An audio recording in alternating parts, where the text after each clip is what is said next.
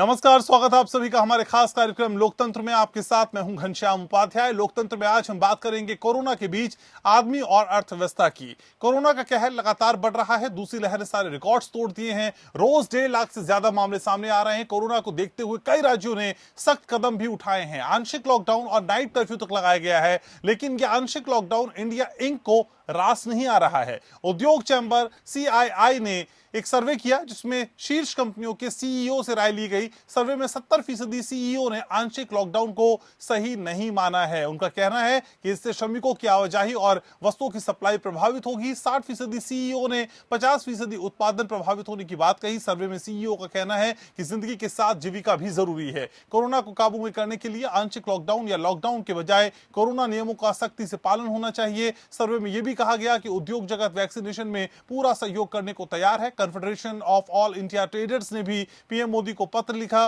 पत्र में लॉकडाउन को रात के कर्फ्यू के बजाय दूसरे विकल्पों को आजमाने का आग्रह किया गया। कैट का कहना है कि पाबंदियों से व्यापार को नुकसान होता है। सवाल यह है कि आखिर कोरोना काबू में आएगा कैसे? लोग गाइडलाइंस का पालन नहीं कर रहे। कई राज्यों में कोरोना से निपटने में खामियां मिल रही हैं। महाराष्ट्र, पंजाब और छत्तीसगढ़ से लौटी केंद्रीय टीम ने ऐसी तमाम खामियों का खुलासा किया। कई जगहों पर बेड फुल हो रहे हैं, जरूरत के मुताबिक ऑक्सीजन नहीं है, वेंटिलेटर खराब है। ऐसे में हालात में कैसे कोरोना काबू में होगा? तो फिर क्या लॉकडाउन जरूरी नहीं है? बड़ा सवाल यही है कि जिंदगी और जीविका के बीच संतुलन कैसे बैठाया जाए। करेंगे पड़ताल, लेकिन उससे पहले रिपोर्ट आपको दिखाते हैं।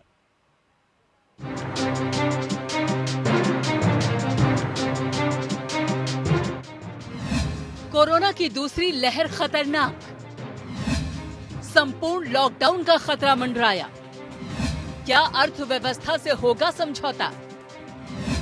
वैक्सीन की कमी को करना होगा पूरा, वरना जिंदगी से होगा खिलवाड़। क्या संपूर्ण लॉकडाउन है समाधान? देश में कोरोना की दूसरी लहर बेहद खतरनाक साबित हो रही है। रोज 1.5 लाख से ज्यादा नए मरीज सामने आ रही हैं। संसाधन सीमित हैं और चुनौतियां बड़ी। दुविधा इस बात की भी है कि क्या संपूर्ण लॉकडाउन लगाया जाए या नहीं। कई राज्यों ने पाबंदियां बढ़ाई, मिनी लॉकडाउन और नाइट कर्फ्यू भी लगाया, लेकिन संपूर्ण लॉकडाउन अभी तक नहीं लगा है। इस बीच आंशिक लॉकडाउन भी उद्योग जगत को रास नहीं आ रहा है। इंडिया इंक का मानना है कि किसी भी तरह का लॉकडाउन इकोनॉमी में हो रही रिकवरी को प्रभावित करेगा। उद्योग चैंबर CII की तरफ से कराए गए सर्वे में 70% CEO ने आंशिक लॉकडाउन को सही नहीं माना। श्रमिकों की आवाजाही और वस्तुओं की आपूर्ति प्रभावित होगी। 60% CEO ने उत्पादन प्रभावित होने की बात कही। 50% तक उत्पादन के नुकसान की बात कही।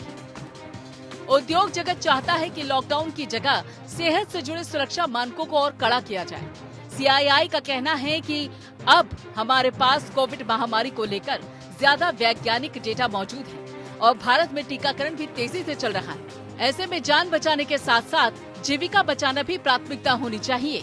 CII ने कोविड की दूसरी लहर को देश के 710 CEO के बीच सर्वेक्षण किया है। 96% ने सख्त सुरक्षा मानकों को बेहतर बताया, आंशिक लॉकडाउन से बेहतर बताया। 67% CEO ने टीकाकरण में सहयोग की बात कही। Confederation of all India traders ने भी पीएम मोदी को पत्र लिखा है। पत्र में लॉकडाउन और रात के कर्फ्यू के बजाय दूसरे विकल्पों को आजमाने का आग्रह किया गया। पत्र में कहा गया है कि नाइट कर्फ्यू जैसे उपाय ज्यादा कारगर साबित नहीं हो रहे हैं। केट का मानना है कि सख्त लॉकडाउन व्यापारी वर्ग के लिए नुकसानदेह साबित होगा। केट के सर्वे में ज्यादातर व्यापारियों ने नाइट कर्फ्यू और लॉकडाउन को व्यापार के लिए नुकसानदेह बताया। दिल्ली के मुख्यमंत्री अरविंद केजरीवाल और मध्य प्रदेश के मुख्यमंत्री शिवराज सिंह चौहान भी लॉकडाउन को समस्या का समाधान नहीं मानते। महाराष्ट्र में भी कई सख्त कदम उठाए गए, लेकिन संपूर्ण लॉकडाउन को लेकर अभी सरकार ने कोई फैसला नहीं किया। दरअसल महाराष्ट्र में भी आंशिक लॉकडाउन के खिलाफ ही विरोध प्रदर्शन हो रहे हैं। सवाल ये है कि लोगों की जिंदगी जरूरी है या फिर अर्थव्यवस्था। अभी जो कोरोना के नए मामले सामने आ रहे हैं वो डराने वाले हैं। देश में कोरोना के मामले रोज नए रिकॉर्ड बना रहे हैं। हालात ये है कि ICU और दूसरे बेड तेजी से भर रहे हैं। केंद्रीय स्वास्थ्य मंत्रालय की टीम ने महाराष्ट्र, छत्तीसगढ़ और पंजाब का दौरा कर जो रिपोर्ट सौंपी, उसमें तमाम तरह की खामियों का जिक्र किया गया। इन राज्यों में ऑक्सीजन सिलेंडर की कमी है, वेंटिलेटर भी खराब पड़े हैं, कोरोना गाइडलाइन का भी ठीक से पालन नहीं हो पा रहा है। ऐसे में सवाल ये है कि आखिर कोरोना काबू में कैसे आएगा? अगर आंशिक लॉकडाउन से हालात नहीं संभलते तो क्या किया जाए? अर्थव्यवस्था से समझौता किया जाए या फिर जिंदगी से। Bureau report. तो कोरोना के बीच आदमी और अर्थव्यवस्था के इस संतुलन को आज समझने की कोशिश है। जैसा कि हम बता रहे हैं आपको, कोरोना का कहर लगातार बढ़ रहा है। दूसरी लहर ने सारे रिकॉर्ड्स ब्रेक कर दिए हैं। रोज 1.5 लाख से ज्यादा मामले सामने आ रहे हैं। कोरोना को देखते हुए कई राज्यों ने सख्त कदम भी उठाए हैं। आंशिक लॉकडाउन और नाइट कर्फ्यू तक लगाया गया है, लेकिन ये आंशिक लॉकडाउन इंडिया इंक को रास नहीं आ रहा है। उद्योग चैंबर CII ने एक सर्वे किया जिसमें शीर्ष कंपनियों के CEO से राय ली गई। सर्वे में 70% CEO ने आंशिक लॉकडाउन को सही माना है। 70% CEO ने आंशिक लॉकडाउन को सही नहीं माना है। दुरुस्त कर दें थोड़ा सा तो आपको बता दें, उनका कहना है कि इससे श्रमिकों की आवाजाही और कंपनियों की जो सप्लाई है वो प्रभावित होगी, वस्तुओं की सप्लाई प्रभावित होगी। 60% CEO ने 50% उत्पादन प्रभावित होने की भी बात कही है। सर्वे में CEO का कहना है कि जिंदगी के साथ जीविका भी जरूरी है। कोरोना को काबू में करने के लिए आंशिक लॉकडाउन या लॉकडाउन के बजाय कोरोना नियमों का सख्ती से पालन होना चाहिए। सर्वे में यह भी कहा गया कि उद्योग जगत वैक्सीनेशन में पूरा सहयोग करने को तैयार है। Confederation of all India traders ने भी PM मोदी को पत्र लिखा। पत्र में लॉकडाउन और रात के कर्फ्यू के बजाय दूसरे विकल्पों को आजमाने का आग्रह किया गया। कैंट का कहना है कि पाबंदियों से व्यापार को नुकसान होता है। सवाल यह है कि आखिर कोरोना काबू में कैसे आएगा। लोग गाइडलाइंस का पालन नहीं कर रहे। कई राज्यों में कोरोना से निपटने की कई दिक्कतें भी हैं। वहां से जो निपटने का मैकेनिज्म है उसमें काफी दिक्कतें हैं। तो यही समझने की कोशिश हम कर रहे हैं कि आखिर कैसे संतुलन बैठाया जाए। मेरे साथ GP श्रीवास्तव जुड़ रहे हैं एसोचैम से। श्रीवास्तव साहब, स्वागत है आपका। सर, किसी भी तरह का लॉकडाउन अर्थव्यवस्था के लिए कितना खतरनाक है, आपका विश्लेषण क्या कहता है? देखिए, लॉकडाउन अपने आप में ये सबसे खतरनाक और सबसे नुकसान वाली एक पोजीशन है। आप सारी इकोनॉमिक एक्टिविटी को, सारे दिन पर दिन की होने वाली एक्टिविटीज को बंद कर देंगे, ये इसका कितना बड़ा इम्पैक्ट होगा आप ये सोच सकते हैं। सोचना क्या, आपने पीछे देखा भी है जब पिछला लॉकडाउन डिक्लेयर किया गया था, सारी एक्टिविटीज आपकी जीरो हो जाती है, ऑलमोस्ट जीरो हो जाती है। हाँ, ये जरूर है कि आप बोलते हैं लोगों की जान बचानी है। जान तो सबसे जरूरी चीज है, लेकिन क्या जान बचाने का एक यही मात्र उपाय लॉकडाउन है? लॉकडाउन उनमें से एक है। तो उसका आप आंशिक, जिस जगह पर इनएस्केपेबल हो, अनअवॉइडेबल हो, आप वहीं पर लॉकडाउन का उस लिमिटेड क्षेत्र में कीजिए। आप देखिए, क्या आज आप उस स्थिति में हैं कि जो आपने 1 साल पहले जब लॉकडाउन शुरू किया था, तो क्या आप इतना ज्यादा स्टिमुलस दे पाएंगे, इतना क्या राशन दे पाएंगे, इतना क्या फाइनेंशियल सपोर्ट दे पाएंगे, और ये फंड कहाँ से आएंगे? तो ये जो इसका इफेक्ट है पूरे देश के ऊपर, पूरे समाज के ऊपर, हर व्यक्ति के ऊपर बहुत ही नेगेटिव पड़ता है। तो मैं तो लॉकडाउन के बिल्कुल समर्थन तब तक नहीं करूंगा जब तक कि ये चॉइस न हो जाए कि आप इकोनॉमी और ह्यूमैनिटी में किसको बचाना चाहते हैं। अभी मेरे विचार से वो स्थिति नहीं है जहां पर आपको लॉकडाउन करना आवश्यक है। ठीक है सर। अनीश मिश्रा मेरे साथ जुड़ रहे हैं, प्रदेश अध्यक्ष हैं भारतीय मजदूर संघ के। मिश्रा जी, स्वागत है आपका। आप कैसे देखते हैं, अगर लॉकडाउन की स्थिति एक बार फिर से देश में आती है, कितना बड़ा नुकसान हो सकता है, खासकर मजदूरों के हिसाब से, मजदूरी करने वाले लोगों के हिसाब से, और खासकर उन सेवाओं को लेके जो कहीं ना कहीं रोजमर्रा की जिंदगी में हमारा हिस्सा है? जी, पिछली बार भी अगर जो कोरोना के कारण सबसे ज्यादा जो वर्ग प्रभावित होने वाला था वो मजदूरों में भी खासतौर से माइग्रेंट वर्ग। देश में आज भी अगर जो देखें, चाहे वो दक्षिण का तमिलनाडु हो, वहाँ पे और कोयम्बटूर की जो वापसी करना आरम्भ कर दिया है, मुंबई और सूरत से आने की आ रही है। दिवाली के बाद से माइग्रेंट लेबर ने अपने अपने कार्यस्थलों पर जाना आरम्भ किया, लेकिन सरकार को जो व्यवस्थाएं करनी थी, सरकार को मजदूरों के बीच में जो विश्वास जगाना था, उसकी पूरी की पूरी कमी रही है। मुझे लगता है कि अभी भी समय है सरकार को जो मजदूर पलायन जो धीरे धीरे मन बना रहे हैं करने का, उनके बीच में विश्वास जमाए, और अभी भी बहुत कुछ हो सकता है करने के लिए। मुझे लगता है कि सरकार ने जो पहली जो व्यक्ति कोरोना की, उससे सीखा नहीं है। अभी भी समय रहते सरकार को सीखना चाहिए और चेतना चाहिए। अगर जो पलायन हुआ तो कुल मिलाकर के देश की अर्थव्यवस्था तो रुकेगी ही रुकेगी, और मजदूर वर्ग को सबसे ज्यादा नुकसान पिछली बार भी हुआ था, लगता है इस बार भी होगा। मुझे लगता है अभी समय है, समय रहते सरकार को युद्ध स्तर पर व्यवस्थाएं करनी चाहिए, युद्ध स्तर पर काम करके मजदूरों को विश्वास दिलाना चाहिए, और जो प्रतिबंध जो है स्वास्थ्य को लेकर के, कोरोना को लेकर के, उनका कड़ाई से पालन होना चाहिए। लेकिन मिश्रा जी, विश्वास होगा कैसे? क्योंकि हम तो देख रहे हैं मुंबई हो, दिल्ली हो, बस स्टेशन, रेलवे स्टेशन, मजदूरों की भीड़ दिखाई देती है, उनको यकीन नहीं है, उनको फिर हजारों हजार किलोमीटर चलने का डर सताता है। वो विश्वास आएगा कैसे सर? विश्वास तो सरकार को कुछ ना कुछ करना पड़ेगा, उपाय करने पड़ेंगे उनको। जब व्यक्ति को चिंता जब होगी कि मैं मुंबई में लॉकडाउन लगेगा, मेरा रोजगार चला जाएगा, मेरे को रोज की दिहाड़ी नहीं मिलेगी, मैं खाऊंगा क्या, मैं रहूंगा कहाँ, पहली बार ध्यान होगा आपको। मकान वाले ने घरों से बाहर निकाल दिया, खाने के लिए पैसे नहीं है लोगों के पास। ये सब सरकार को कहीं ना कहीं सुनिश्चित करना चाहिए, सरकार को अपने हाथ में लेना चाहिए, एम्प्लॉयर को अपने हाथ में लेना चाहिए। जब तक ये विश्वास नहीं जगेगा मजदूर के अंदर, तब तक ये समस्या रहेगी। डॉक्टर अनीता रमेश मेरे साथ जुड़ रही हैं। डॉक्टर अनीता, असल में ये कोरोना काबू में कैसे आएगा? हम कई बार चर्चा कर चुके हैं, लेकिन स्थिति अब लगातार भयावह होती जा रही है, विभत्स होती जा रही है। ये कंट्रोल में कैसे आएगा मैडम?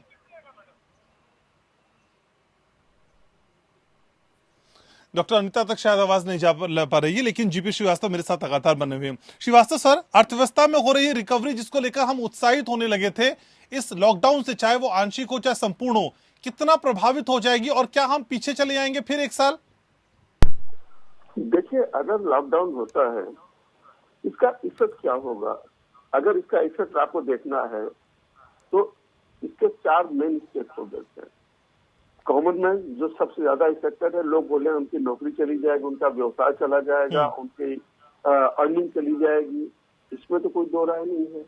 दूसरी बात यह है कि उद्योग, देखिए उद्योग का क्या होगा, इंडस्ट्री क्या होगा, उनकी सारी एक्टिविटीज बंद हो जाएंगी। अभी जैसे कह रहे थे हमारे पूर्व वक्ता कि लोग अपने घरों को पलायन करने लगेंगे। अगर लोग पलायन करने लगेंगे तो इसके 3 इफेक्ट होंगे। पहली बात यह है कि वहां पर काम धाम बंद हो जाएगा। दूसरी, मैं ये नहीं कह सकता इसमें से कितने प्रतिशत लोग जो है कोरोना अफेक्टेड होंगे।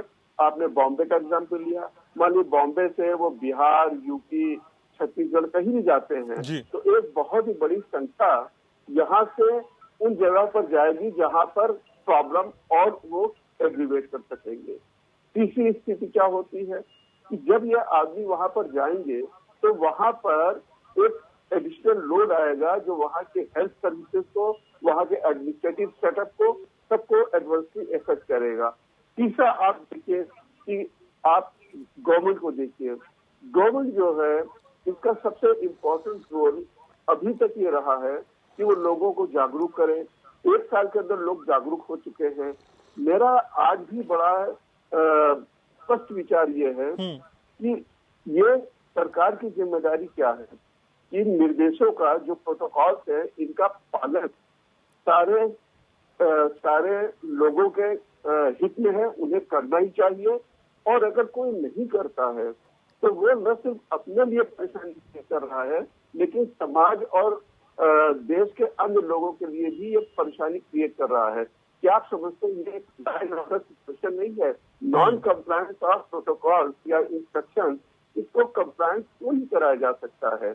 आप ये देखिए, आप इधर इलेक्शन चल रहे हैं, किसी इलेक्शन में आप बताइए जहां हजारों लाखों की भीड़ है, वहां पर क्या प्रोटोकॉल फॉलो हो रहे हैं? आप रोज टीवी पे देख रहे हैं कि लोगों की लाखों की भीड़ उमड़ रही है, कहाँ पर सोशल डिस्टेंसिंग है, कहाँ पर मास्क है? आप बताइए, इनका क्या किसी की जिम्मेदारी नहीं है कि इसके ऊपर एक इम्पोर्टेंट डिसीजन लिया जाए?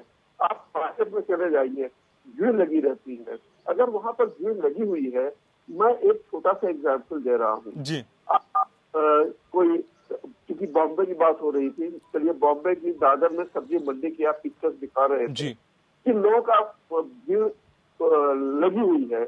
अगर वहां पर आप टेस्टिंग पॉइंट खड़ी कर दें, लोगों को मालूम हो जाए अगर आप वहां पर जा रहे हैं तो आपका कोरोना जो है टेस्ट वहां पर होगा। आप देखिए, अपने आप में ये एक बहुत ही बड़ा पॉजिटिव स्टेप, मतलब भीड़ लगाने जा रहे हैं वो खुद भी वहां नहीं जाएंगे। तो ये एक ऐसी स्थिति है जिसके अंदर सारे सिटीजन्स का ये रोल है, ये उनकी जिम्मेदारी है कि वो इन प्रोटोकॉल का पालन करें। ठीक है, ज्यादा रोल गवर्नमेंट का आता है। ठीक है सर, सरकार के रोल पे बात करेंगे सर, विस्तार से सरकार के रोल पे बात करेंगे। डॉक्टर अनीता रमेश मेरे साथ जुड़ चुकी हैं। डॉक्टर अनीता, असल में कोरोना को काबू में कैसे किया जाए, क्योंकि लगातार जब जब हम जिक्र कर रहे हैं, लास्ट टाइम भी जब हम बात कर रहे थे तब 1 लाख से नीचे का आंकड़ा था, लेकिन अब तो 1 लाख से भी बहुत आगे आंकड़ा चला गया है। ये तो चिंता बढ़ती जा रही है मैडम, ये काबू में कैसे आएगा कोरोना?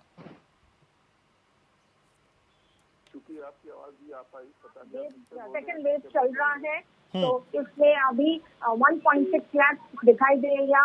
वो one of the highest per day rise, 12 lakh के ऊपर अभी इंडिया क्रॉस कर चुके हैं। One of within the world जिसमें इतना कोरोना केसेस आ चुके हैं। हम लोग लास्ट ईयर काफी सही ढंग से हम लोग कंट्रोल कर चुके थे, हमारा नंबर भी किया गया है। दोबारा जब सेक्शन शुरू हो गया दोबारा बढ़ते हैं। इसके लिए काफी कारण है। हम लोग हेल्थ केयर वर्कर्स, आम आदमी, सबको मिल करके हम लोग सही ढंग से हमारा रिस्ट्रिक्शंस नहीं माना है। क्या है कि हमने मिक्स करने लगे। तमिलनाडु में जैसे इलेक्शन चल रहा है, असम, वेस्ट बंगाल में भी इलेक्शन चल रहा है, उसके लिए बहुत आदमी इकट्ठा होता है, तो सिनेमा हॉल खुल गए, जिम खुल गए हैं, मॉल्स खुल गए हैं, पब्लिक ट्रांसपोर्ट भी खुल गए, सबको यहाँ अंदर आ रहे हैं।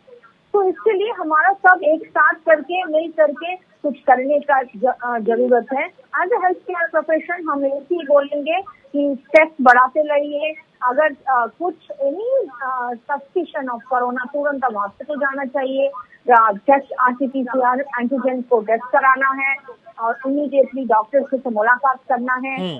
ये जो सेकेंड वेव से कोरोना वायरस उतना तेज नहीं आया है, पर मामूली का इन्फेक्शन है, होम क्वारंटाइन काफी है। तो जैसे हमारे प्राइम मिनिस्टर बताए हैं, टेस्ट करिए, बढ़ाइए, कोविड अप्रोप्रिएट प्रोटोकॉल मेंटेन करना है। लेकिन डॉक्टर अनीता, क्या टेस्ट उस रफ्तार से हो पा रहे हैं जिस रफ्तार से असल में होने चाहिए? टेस्टिंग की रफ्तार क्या है मैडम इन दोनों आजकल? यस, अभी लास्ट ईयर जैसे हुआ था उसी तरह का भी हो रहा है, पर उतना ज्यादा नहीं, बिकॉज हम लोग अब थोड़ा ढीले हो चुके हैं। सब स्टेट्स में दोबारा शुरू हो गया है कि हम लगातार स्टेट से टेस्टिंग शुरू करें, आदमियों को देखते रहिए। पहले काफी हॉस्पिटल में कोविड OPD बंद हो चुका था, अभी दोबारा कोविड OPD खुल रहा है।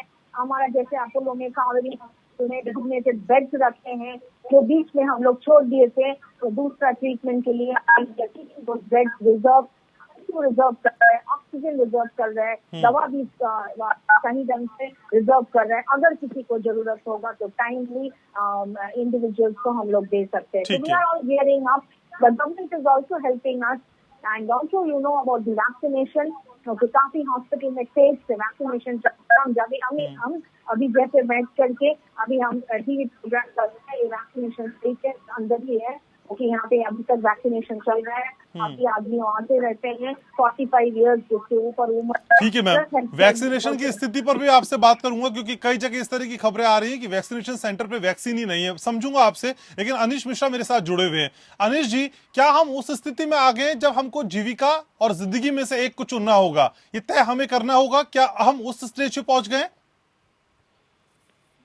एक बार फिर से प्रश्न करेंगे? अनिश जी, मैं ये समझना चाहता हूं आपसे, क्या हम उस स्टेज पे आ गए जब जीविका या जिंदगी में से हमको एक को चुनना है?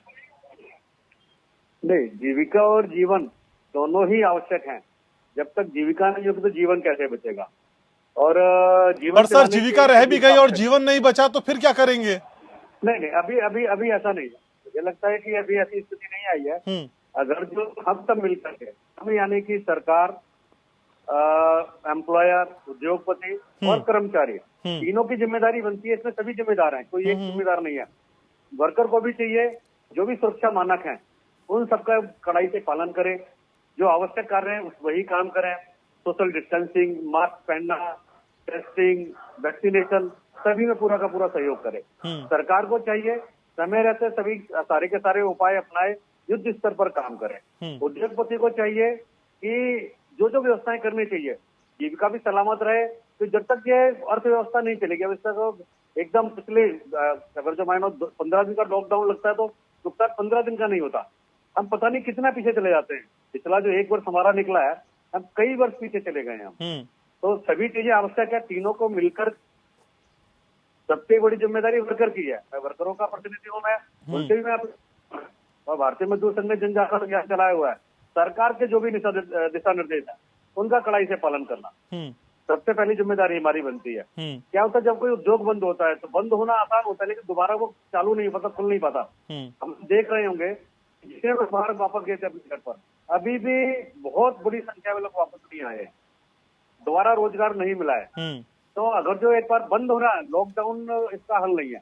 जीविका और जीवन दोनों साथ साथ चलने वाली चीजें हैं। जिस प्रकार से रेल को चलाने के लिए दो पटरियां होती है, जीविका और जीवन दोनों साथ साथ चलना चाहिए। अगर जो हम सब लोग तरीके से चलेंगे, सब लोग जिम्मेदारी से काम करेंगे, दोनों चीजें साथ साथ चलेंगी, मेरा ऐसा मानना है। ठीक है, लेकिन सर फिलहाल ऐसा होता हुआ नहीं दिखाई देता और जो गैप है दोनों के बीच में वो बहुत बढ़ रहा है और उसकी भरपाई लोगों की जिंदगियों से हम कर रहे हैं। आऊंगा सर मेरे आपके पास। संतोष मंडेलेचा साहब आप मेरे साथ हैं? संतोष जी आप मेरे साथ हैं? जी बिल्कुल जी। संतोष जी, असल में अर्थव्यवस्था के नजरिए से कितना घातक हो सकता है लॉकडाउन जिसकी चर्चा हम कर रहे हैं? जी, अभी आपने जीविका और जिंदगी के बारे में बताया जी। जब जीविका और जिंदगी एक दूसरे को कॉम्प्लीमेंट्री है, इस बात को हमको ध्यान में रखना होगा और मध्य ये साधना होगा कि जीविका भी रहे और जिंदगी भी रहे। इस चीज को कैसे साध्य किया जा सकता है, उसके ऊपर चर्चा होनी बहुत जरूरी है। मैं अभी आज महाराष्ट्र की जो परिस्थिति है उसके बारे में आपको बताना चाहता हूँ। महाराष्ट्र सरकार ने लॉकडाउन लगाने के लिए कुछ इंडिकेशंस दिए हुए हैं, लेकिन कब लगाएंगे इसके बारे में सरकार सोचते सोचते 6-8 दिन लगा रही है। अगर उनको लॉकडाउन लगाने में इतना टाइम लग रहा है और उसके लिए व्यापारियों को अपना व्यवहार बंद करके रखा हुआ है, तो क्या ये जीविका और जिंदगी इसका कहीं ये कॉम्प्लीमेंट्री सोच कर रहे हैं? ये एक सोचने की बात है।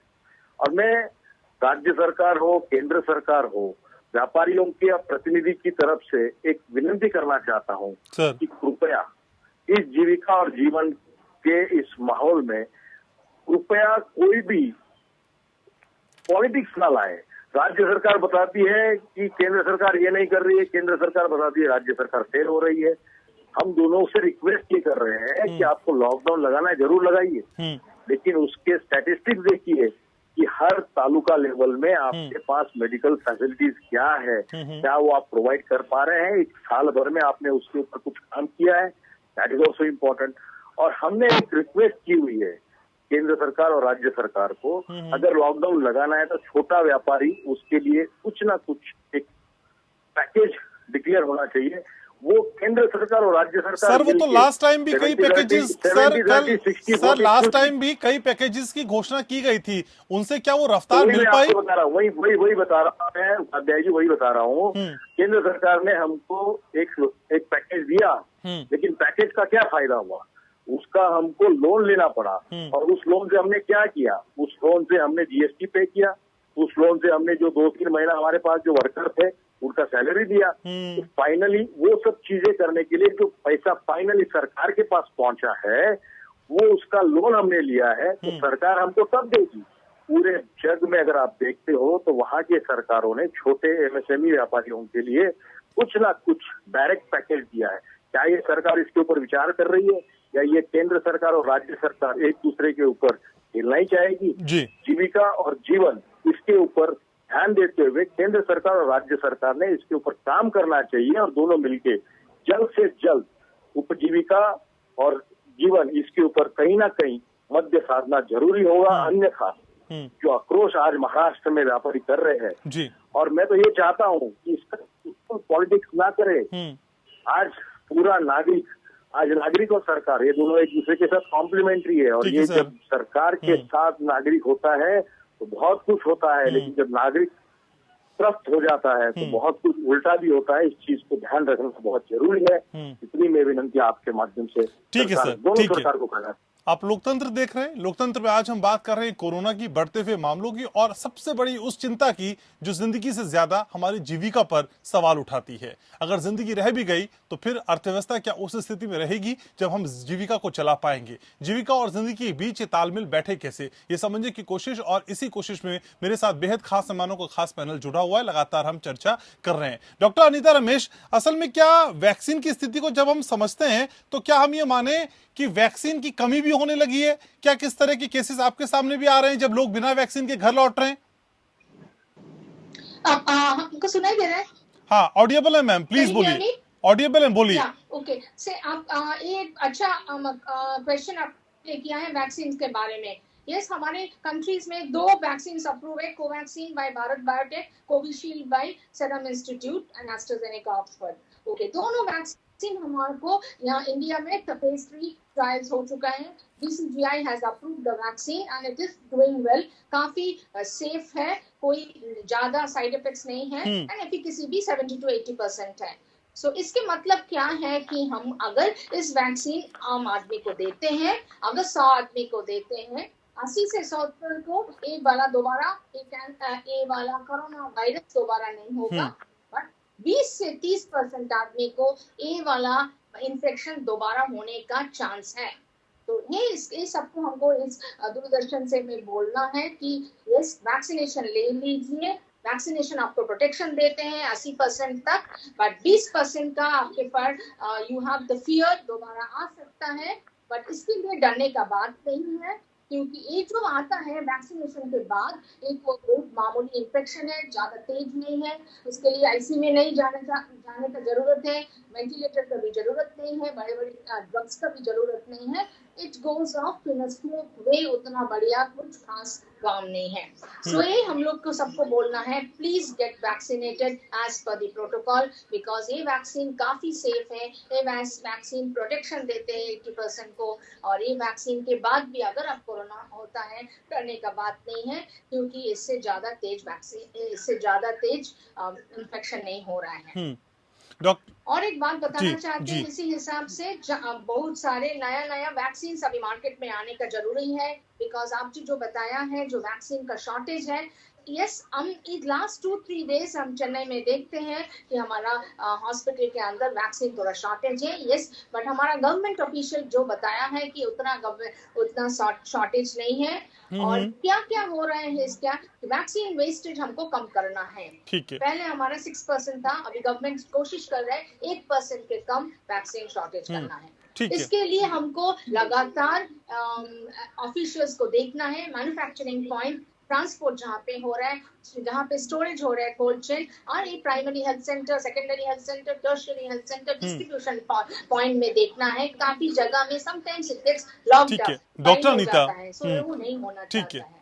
ठीक है डॉक्टर अनीता, असल में जो लोग वैक्सीन लगा रहे हैं, कई तरह के भ्रम फैलाने की कोशिश की जा रही है। जो लोग वैक्सीन लगा रहे हैं और वो कह रहे हैं कि देखिए, जिसको वैक्सीन लगाने के बाद बुखार आ रहा है तो उसपे तो ये इंजेक्शन इस्तेमाल कर रहा है, काम कर रहा है, क्योंकि वो एंटीबॉडी बना रहा है। जिसको इंजेक्शन लगाने के बाद बुखार नहीं आ रहा है तो क्या उसमें एंटीबॉडी नहीं बन रही है मैम?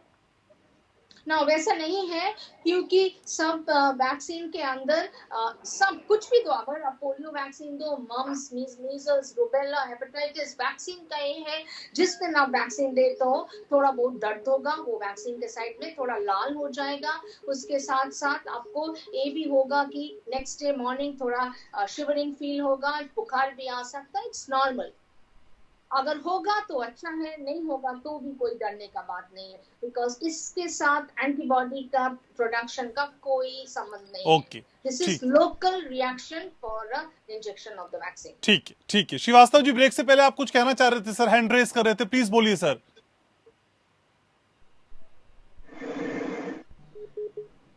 जीपी श्रीवास्तव से बात करने की कोशिश करेंगे, उनसे हमारा संपर्क टूट गया, लेकिन हमारे साथ अनीश मिश्रा लगातार बनने हुए हैं। अनीश जी, श्रमिकों की आवाजाही एक बड़ा चिंता का विषय होती है जब हम लॉकडाउन की बात करते हैं। सर, किस तरह की दिक्कतें फिलहाल श्रमिकों को आ रही हैं? आपसे तो मुलाकातें होती रहती होंगी, मिलते होंगे, अपनी दिक्कतें बताते होंगे। लॉकडाउन को लेकर कितने डर में हैं और किस तरह की दिक्कतों से फिलहाल उनकी जिंदगी दो चार हो रही है? श्रमिकों के मन में पिछले साल जिस प्रकार से घटनाएं घटित हुई उसको लेकर के पिछले अनुभव के आधार पर श्रमिकों के मन में डर है। मुंबई और सूरत में वही देखने को मिल रहा है। आपको मानना है कि सरकार को अपनी स्थिति स्पष्ट करनी चाहिए, स्पष्ट दिशा निर्देश देने चाहिए और ऐसी पिछले साल जैसी स्थिति उत्पन्न ना हो। अभी समय है, मुझे लगता है कि सरकारों को, जैसे अभी संतोष जी बता रहे थे, सरकारों को राजनीति नहीं करनी चाहिए। केंद्र सरकार और राज्य सरकार दोनों को मिलकर के एक ऐसी योजना बनानी चाहिए, ऐसे प्रोग्राम बनाए कि श्रमिकों के मन में भ्रम ना रहे। आज मुझे लगता है कि डर ज्यादा है, स्थिति उतनी खराब नहीं है कि एकदम पलायन करना पड़े। सरकार अपनी बात को समझाने में अभी अपना काम पूरा ठीक तरीके से नहीं कर पा रही है। केंद्र सरकार और राज्य सरकार दोनों को मिलकर के राजनीति से बाहर आ करके ऊपर उठ करके वास्तव में काम करना चाहिए इस दिशा में।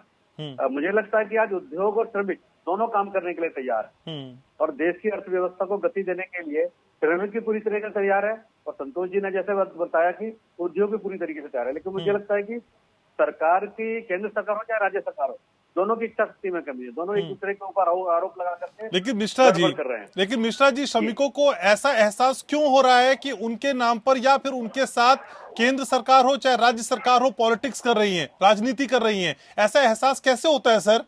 पिछली बार का अनुभव है ना, और सरकार ने आज तो कोई ठोस कदम नहीं उठाया। प्रवासी श्रमिकों के लेकर आज भी 1 साल होने को है। सर सरकार ने कई ऐसी योजनाएं शुरू की जो उन्हीं के वहां पे रह के उनको काम देती हैं, रोजगार देती हैं। वो सारी बातें हम इग्नोर नहीं कर सकते सर।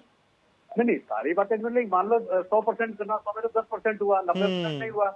आज भी सरकार के पास कोई डाटा नहीं है कितना प्रवासी श्रमिक किस प्रांत के अंदर काम कर रहा है। मान लो वापसी की व्यवस्था, पिछली बार जो दिक्कत आई, मान लो बम्बई के अंदर लाखों की संख्या में लोग थे, कितने लोगों का वापस जाना है, सरकार के पास कोई डाटा ही नहीं था। ना जिस प्रांत से माइग्रेंट लेबर आती है ना वहां पर किसी प्रकार का डाटा है, और जिस प्रांत में जाकर के लोग काम करते हैं वहां पर भी किसी प्रकार का डाटा नहीं है। मुझे लगता है कि सरकार को जो इस दौरान करना चाहिए था तो उसमें बहुत कमी रही है। अभी भी समय है, सरकार और सब लोग मिलकर के काम करेंगे तो मुझे लगता है कि हम ठीक तरीके से इस संकट से उबर पाएंगे। सरकार र्यूमर से बचना चाहिए और सरकार को कुछ ना कुछ बातें छोड़ करके गंभीर रूप से काम करने की आवश्यकता है। ठीक है, जीपी श्रीवास्तव साहब ऑडिबल हूं मैं आपके लिए, आवाज मिल पा रही है मेरी आपको? क्या अभी आपकी आवाज आ रही है? जी सर, आप क्या एड ऑन करना चाह रहे थे बीच में? प्लीज बोलिए, अपनी बात पूरी करिए। देखिए, जो लॉकडाउन है इसको थोड़ा टोटलिटी में लार्जर पर्सपेक्टिव में देखना पड़ेगा। लॉकडाउन का मतलब ये नहीं कि आज आपने बोला कि महाराष्ट्र में लॉकडाउन तो पूरे महाराष्ट्र को लॉकडाउन कर दीजिए, आप जो है पूरे यूपी को लॉकडाउन कर दीजिए। आप लॉकडाउन, पहली बात तो ये है कि ये समझिए ये लास्ट रिजॉर्ट है और उसको आप थोड़ा सा वाइडर पर्सपेक्टिव में ये देखें कि जहां पर प्रॉब्लम ज्यादा एग्रीवेटेड है, और आपको याद होगा red zone, orange zone, green zone, इनमें बांटा था, तो वो जो बंटवारा आप कीजिए दायरे के लिए कीजिए और जो भी आपके रिस्ट्रिक्शंस हैं अगर जरूरत है तो आप उन्हीं एरिया के लिए लागू करें। क्योंकि जो चीज हो सकता है कि आज गाजियाबाद या नोएडा में स्थिति हो सकता है वो स्थिति लखनऊ या कानपुर में नहीं हो, या जो लखनऊ और कानपुर में स्थिति हो वो इलाहाबाद या फैजाबाद में नहीं हो। तो आप एक साथ जो है बजाय लगाने के आप डिस्ट्रिक्ट लेवल के ऊपर डिसीजन लीजिए, डिस्ट्रिक्ट अथॉरिटीज की अकाउंटेबिलिटी इसके अंदर रहेगी। सोशल एनजीओज हैं उनकी रिस्पॉन्सिबिलिटी को आप इन्वॉल्व कीजिए। आप या एरिया के जो भी इंडस्ट्री या इकोनॉमिक एक्टिविटी में इन्वॉल्व लोग हैं, एमएसएमई रिप्रेजेंटेटिव हैं, आप उनको इन्वॉल्व करके करें। क्योंकि अगर आपने माली लॉकडाउन लगा दिया तो अगर कोई इंडस्ट्री, कोई उद्योग या कोई फैक्ट्री काम करने की स्थिति में है और उसके लोग माली काम कर सकते हैं, क्योंकि आपने लॉकडाउन लगा दिया तो चाहते हुए भी नहीं कर सकता है। आज आप देखिए 4-5 चीजें बड़ी इंपॉर्टेंट हैं जिससे भी अप्रूव एक्सपेंशन प्लान इंडस्ट्री ने बनाए थे, उसमें से 2/3 लोगों ने तो ये बोला है कि इसको 6 महीने से लेकर 12 महीने तक आप इसको डिफर कर दीजिए। क्यों डिफर कर दीजिए? क्योंकि वो आज भी अगर लॉकडाउन हो गया तो क्या करें? दूसरा स्टेज है फंड रेजिंग का। ये बहुत ही अहम मुद्दा इंडस्ट्री के लिए है। अब फंड रेजिंग के लिए जो लोगों ने अभी तक एक्टिविटी शुरू हुई थी, आप देखिए जीएसटी कलेक्शन काफी तेजी से बढ़ा है, तो वो एक इंडिकेटर था कि भाई अब एक्टिविटी काफी तेजी से बढ़ रही है। लेकिन अब ये कोरोना के जो ये फिर से आने की वजह से ये फंड रेजिंग सारे प्रपोजल जिसको लोगों ने वो ठंडे बस्ते में डाल दिए हैं कम 6 महीने 1 साल के लिए। इसी तरह से देखिए जो लोग कुछ और रोजगार देना चाहते थे, बढ़ाना चाहते थे, जी किसी भी तरह से, अब हम लोग ने फिर अरे अभी तो फिर कोरोना आने वाला है, अभी लेने में तो और प्रॉब्लम हो जाएगी। एक तो वो जिन्होंने जॉब खोया है उनको जॉब मिल नहीं रही है, इसमें जो छोटा मार्जिनल वर्कर है, पर्टिकुलरली अनऑर्गेनाइज सेक्टर का, वो बहुत ही एडवर्सली अफेक्टेड है। अब जो उद्योग उनको यूज करना चाह रहे थे या उनको जॉब से लेना चाह रहे थे, अब उससे रुक जाएंगे।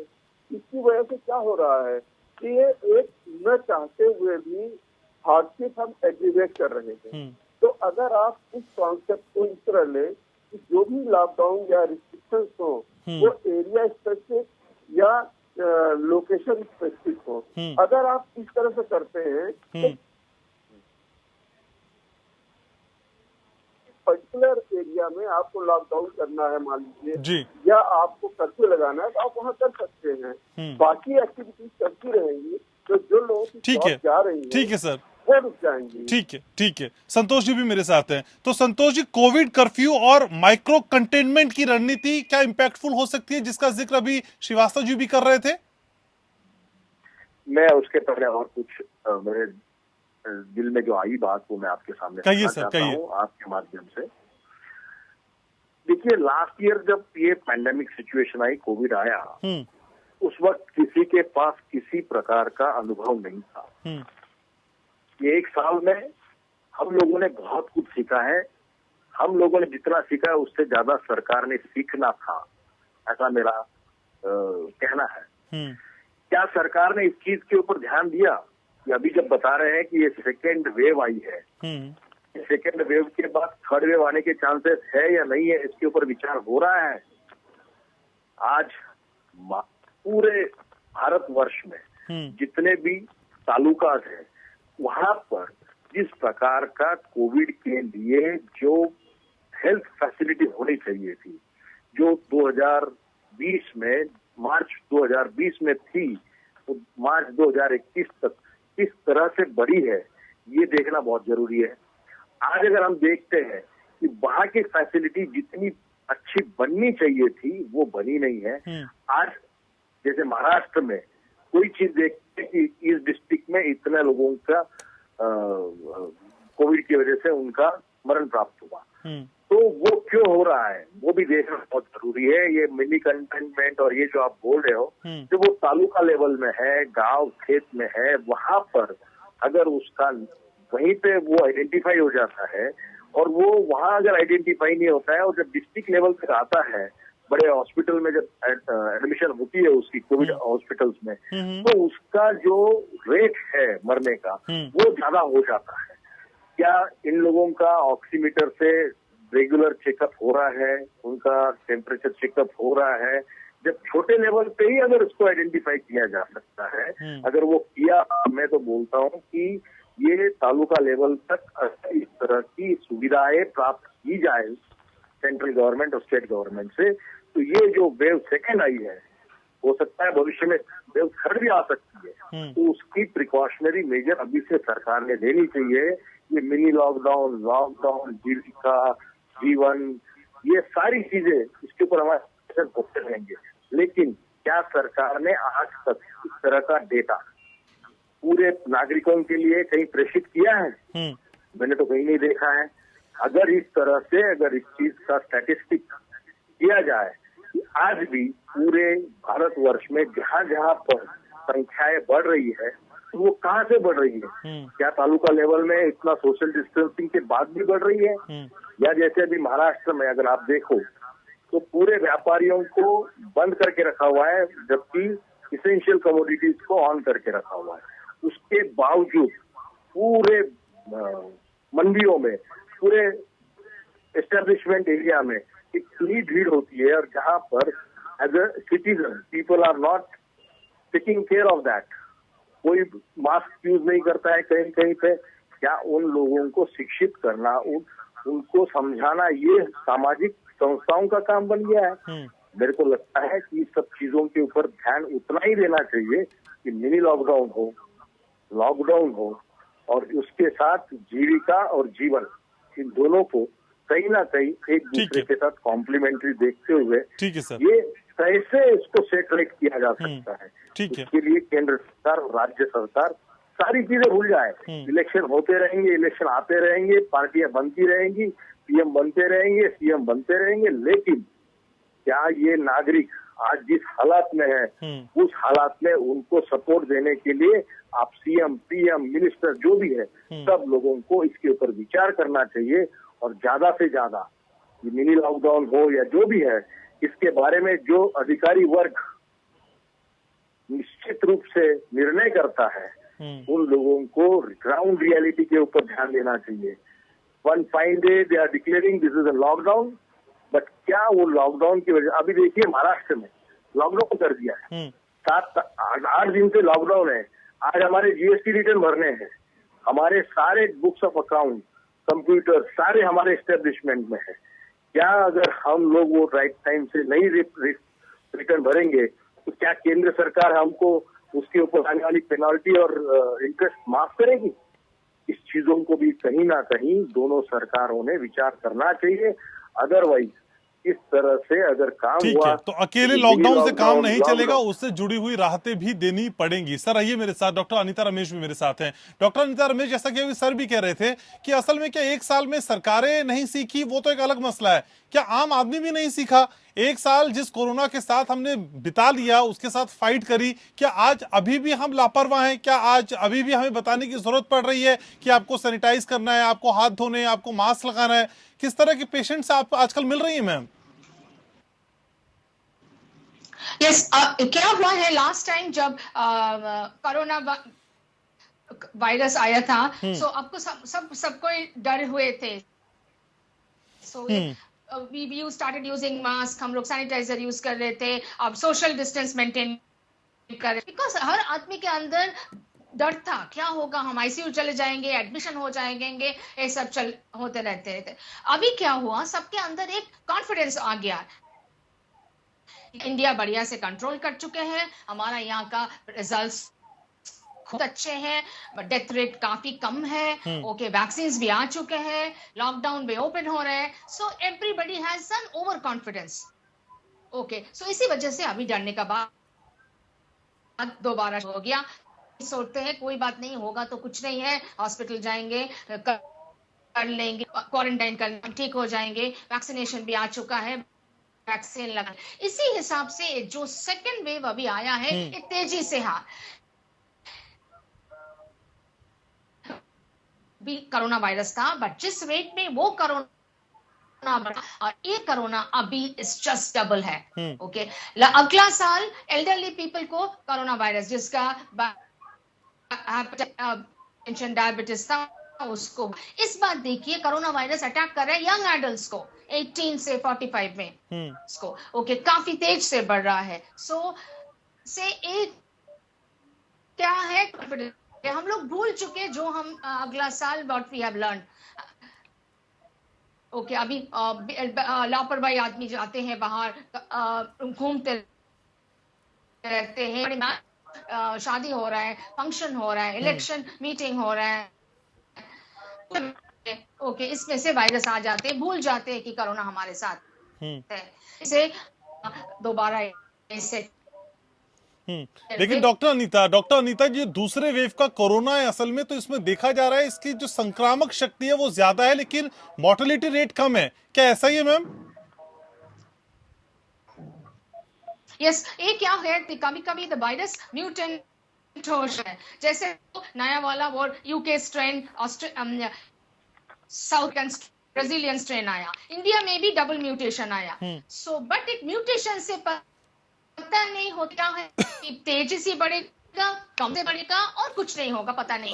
बट अभी दिखाई दे रहा है जो जिस चल इसमें काफी very fast it is spreading, सबके ज्यादा हो रहा है, बट अभी है, बट यस ऑब्जर्वेशन है तेज से बढ़ रहा है, काफी यंगर पॉपुलेशन को इफेक्ट कर डेटा के अंदर है, इसके ज्यादा हमारे पास अभी तक उतना इंफॉर्मेशन नहीं है।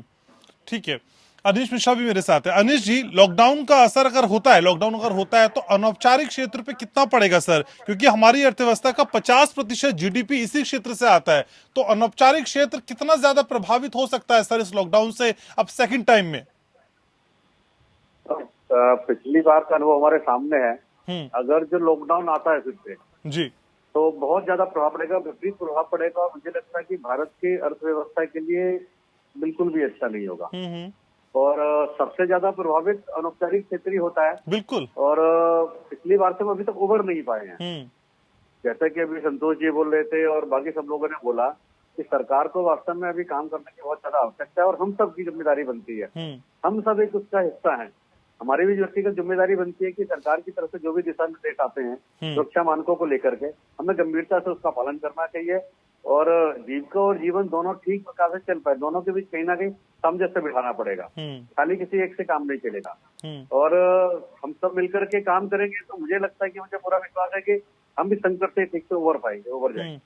लेकिन ये सामंजस्य बैठेगा सर कैसे? क्योंकि हम ये तो बोल रहे हैं कि लॉकडाउन नहीं तो फिर और क्या दूसरा उपाय भी तो हमें सोचना होगा। नहीं, उपाय है ना, संतोष जी ने बताया ना कि अभी जहाँ पर छोटी छोटी जगह पर तालुका हो चाहे कोई छोटी जगह हो, वहां पर अगर जो टेस्टिंग और वैक्सीनेशन दोनों चीजें ठीक प्रकार से हो और सरकार को राजनीति छोड़ करके गंभीरता से इस मुद्दे पर काम करना चाहिए।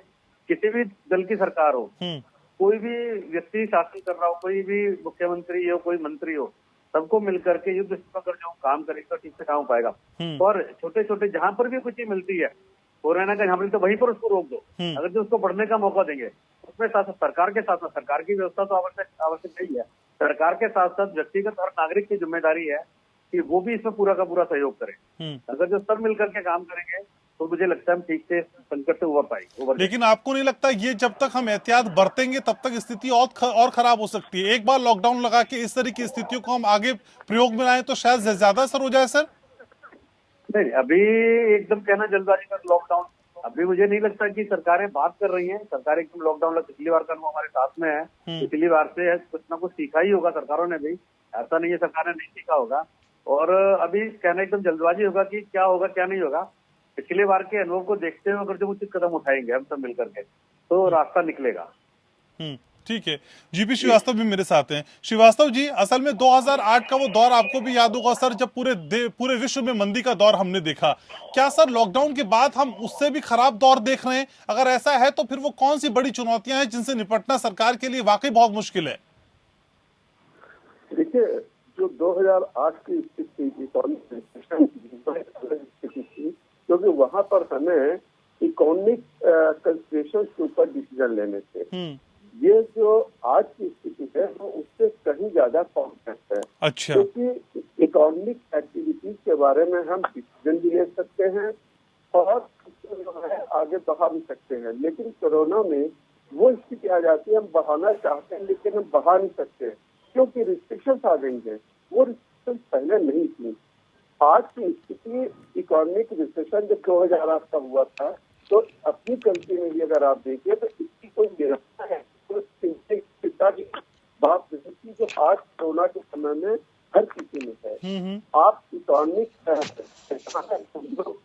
का सवाल है, इससे हमारे वक्ता ने बोला कि भाई एम्प्लॉयर का भी हेल्थ इन हैंड होना चाहिए, गवर्नमेंट का भी होना चाहिए, इवन हमारे होना चाहिए, लोकल एडमिनिस्ट्रेशन का होना चाहिए। सारे लोग किस तरह से होगा? वो इसी तरह से होगा कि सारे लोग लोकल एक्टिविटीज को ध्यान में रखते हुए, जो प्रोटोकॉल्स हैं उनको ध्यान में रखते हुए इकोनॉमिक एक्टिविटी को किस तरह बढ़ाया जा सकता है उसको देख सकते हैं। मैं आपको एक छोटा और एग्जाम्पल देता हूँ। आज भी आप देखिए कई उद्योग घराने हैं, उद्योग हैं जहाँ पर फैक्ट्रीज के अंदर एम्प्लॉयर्स बोलते हैं, देखिए उनका भी बहुत बड़ा नुकसान होता है। एम्प्लॉयर कभी नहीं चाहता कि इकोनॉमिक एक्टिविटी बंद हो। क्या समझते हैं इसमें सिर्फ वर्कर का नुकसान है? अरे आप वर्कर के लिए तो उससे तो वो पूंजी है, वो जो है इट इज ह्यूमन कैपिटल। तो बात होती रहती, रोजी बात होती है। उनका ये कहना है कि साहब देखिए हम अपने यहाँ सैनिटाइज भी करवा देंगे, हम अपने यहाँ सारे डिस्टेंस 50% लोगों को बुलाएंगे, हम सबका इंजेक्शन रिप्रेजेंटेटिव को बजाय अस्पताल जाने के हम गवर्नमेंट से ये रिक्वेस्ट करेंगे कि हमारे साइड पे आ करके वो यहाँ पर हमारे कर्मचारियों को, श्रमिकों को सबको इंजेक्शन लगा सके, वैक्सीनेशन करा सके। और इसके अंदर अगर कुछ कॉस्ट भी देनी है तो इस बार देने के लिए तैयार रहेगा। मुझे लगता है इसमें किसी को ज्यादा परेशानी भी नहीं है अगर ये सारे लोगों का सहयोग एक कंसर्टेड वे में लिया जाता है। और इसके लिए जो है मैं फिर बोलता हूँ ये चीफ मिनिस्टर ठीक है सर, तो फिर लॉकडाउन किसी तरह का सॉल्यूशन नहीं है, छोटी छोटी कोशिशें करनी होगी और कोशिशें ऐसी कि वाकई किसी को नुकसान ना पहुंचे, तभी आगे बढ़ा जा सकता है। बहुत शुक्रिया सर, मेरे पास लोकतंत्र में आज समय इतना ही है। बहुत शुक्रिया आप चारों का, आपने समय निकाला, चर्चा में जुड़े, अपनी राय रखी। तो लॉकडाउन लगाने के फेवर में फिलहाल अभी कोई नजर नहीं आ रहा और सरकार की तरफ से भी अभी इस तरह का कोई इशारा नहीं दिया गया कि जब संपूर्ण लॉकडाउन की तरफ देश बढ़ता हुआ दिखाई दे। लेकिन मन सशंकित है, आशंकित है और खासकर वो श्रमिक वर्ग परेशान है जिसने पिछले साल हजारों हजार किलोमीटर की पैदल यात्रा करके अपने घर तक पहुंचने का काम किया था। फिलहाल आगे क्या होगा इस पर नजर रहेगी, लेकिन आप एहतियात बरतें, सोशल डिस्टेंसिंग को फॉलो करें, मास्क लगाएं और एक दूसरे से दूरी का ख्याल रखें, अपना ख्याल रखें और अपनों का ख्याल रखें, क्योंकि ये वक्त बहुत सेंसिटिव है। बहुत शुक्रिया आप सभी का, नमस्कार।